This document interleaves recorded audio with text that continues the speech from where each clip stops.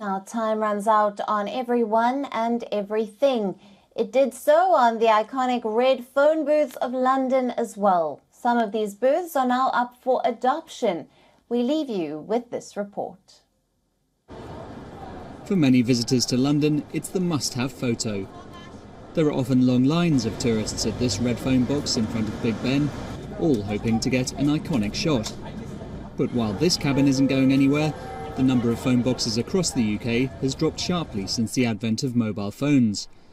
There are now 5 times fewer working cabins than in 1990, and of the remaining 20,000, just 3,000 are the traditional red models.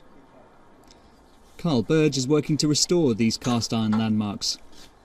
He receives phone boxes from across the country, like this model, which is being prepared for display in the former home of the phone box's creator, the architect Sir Giles Gilbert Scott. This particular telephone box is called a K2, which means kiosk number 2, so it was the predecessor of all the red telephone boxes we see up and down the country now. Very, very rare, very, very hard to get hold of, very, very heavy, but very, very large, so it's a bit of a pleasure to work on this one.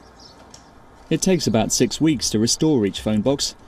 Much of the demand comes from local communities who've chosen to repurpose the cabins for new uses, such as housing a defibrillator or a tiny book swap library. British Telecom, which operates the payphone system, sells rarely used phone boxes to local groups for just £1 under its Adopt a Kiosk scheme. The days of working telephones in telephone boxes is sadly gone because mobile phones, cell phones are the way forward, unfortunately. But if they can be repurposed and kept to their original design with their original colours and equipment in there to save lives, if we could turn them into libraries, you know, happy days. They'll be around for a long time.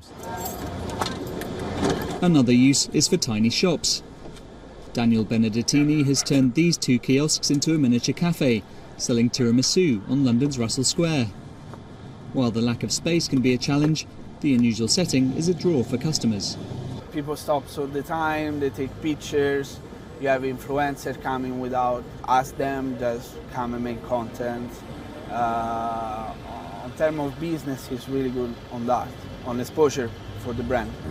The bad thing, they have to stand outside all day.